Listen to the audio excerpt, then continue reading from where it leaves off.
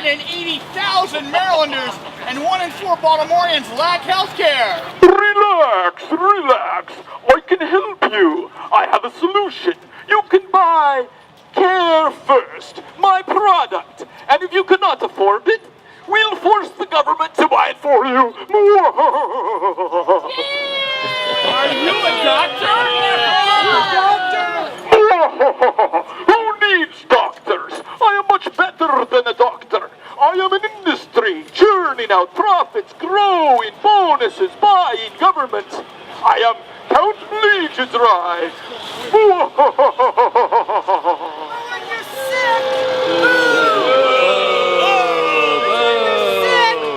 You need a doctor! No. You must go through me first. Where's the doctor? Where's the doctor? This is the way. My minions will see you.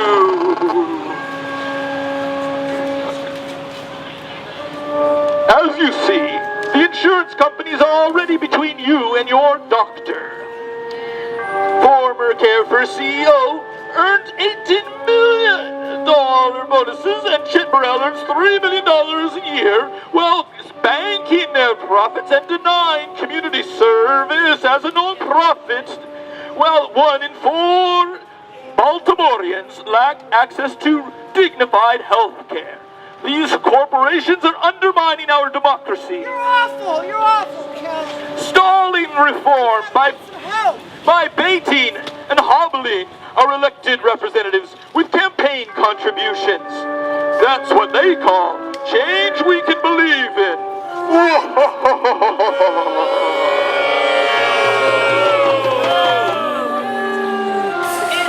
Americans need health care, not insurance bureaucracy, bills, and bankruptcy. Oh, but I am so thirsty!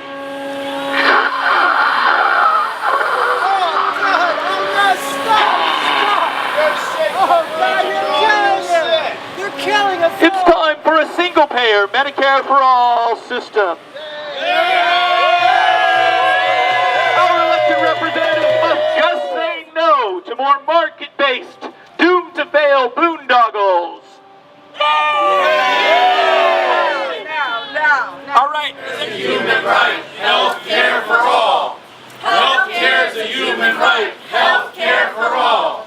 Health care is a human right, health care for all. Keep on going, that's good. Health care is a human right. Health care for all. Health care is a human right, health care for all. I am not a Health crook. care is a human right, health care for all. Health care is a human right, health care for all. Health care is a human right, health care for all. Health care is a human right. Single payer now. Single payer now. Down here at the rally at the Care First Blue Cross Blue Shield. And why is it important for you to be here? Well, I could tell you, Bill, selfishly, I should be here because I'm one of the 40 million people in this country without health insurance. It's astonishing to me, living in one of the richest countries in the world, that people will put health care lower, on a level lower than someone's financial compensation for a CEO. I can't imagine that. The last time you and I spoke, I was challenging Karl Rove at Goucher College. And I see these issues as connected. Obviously, if you're warmongering, if you're killing people in Afghanistan, Iraq, Pakistan, using all of that money, we can't adequately fund doctors, nurses. We have a shortage of nurses, which is beyond my comprehension. In a recession like this, where unemployment is reaching 10%, we don't have enough nurses. There's something doesn't compute, and therefore then I'm always going to stand with the people, always be here. Healthcare coverage for everybody. The best solution is Medicare for all, and that's what we're making a point about today. No more denial of care for denying people with pre-existing conditions, and they got to stop lobbying Congress in favor of insurance company profits. That's why I'm here. Good afternoon, everyone. I'm State Delegate Jill Carter, and I represent Baltimore City in the Maryland Legislature.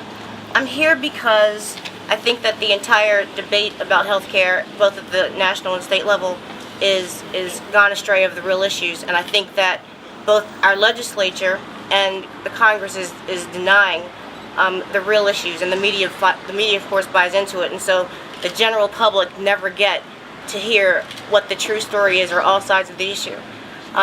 What I've committed to do since I was inside is to introduce legislation that would require Care First to disclose the denials of care.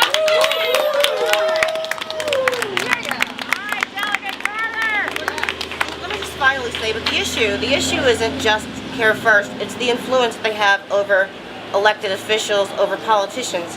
And you know what, that's not all Care First's fault, because politicians need to have some independence and not be swayed by just the money lobby.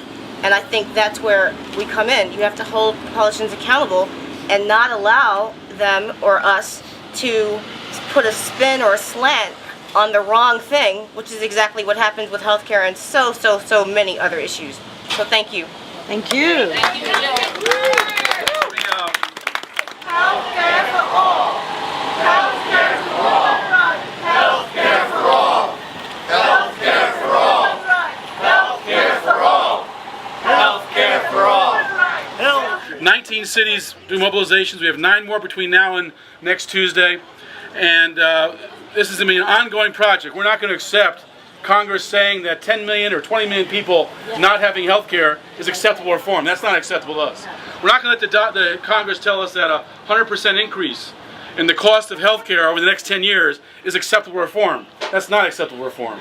We're not going to let the Congress say that patients not having the right to go to court and challenge denial of health care with an independent court review is acceptable reform. It's not. That empowers the insurance here. And finally, we're not going to allow the Congress to say that you solve this problem by forcing people to give hundreds of billions of dollars a year to the insurance industry. Right. It's a massive transfer of wealth to companies where the average salary is $10 million a year for their chief executives, to force working Americans who've had stagnant salaries now since 1973, who are in debt up to their eyeballs, who are in fear of bankruptcy, loss of job, and foreclosure, to force these people to buy insurance, especially at the lower level of income. The largest source of new poverty in the United States comes from people who are working Americans who can't afford to put food on the table. And for the Congress to say the way to solve the healthcare problem is to force these people to buy overpriced insurance, that's not a solution we can accept. No way. And so I want to tell you that our goal is single payer. Yes. It's single payer. It's a national health care plan. It's one payer. It's one nation. It's unity of the people that's going to make this happen. And so please, we are going to keep this battle going no matter what Congress does, because we know the solution is for us to stand together as one nation, one people, with one plan. Yes. And so single payer for all is the answer. Single payer for all. Single payer for all.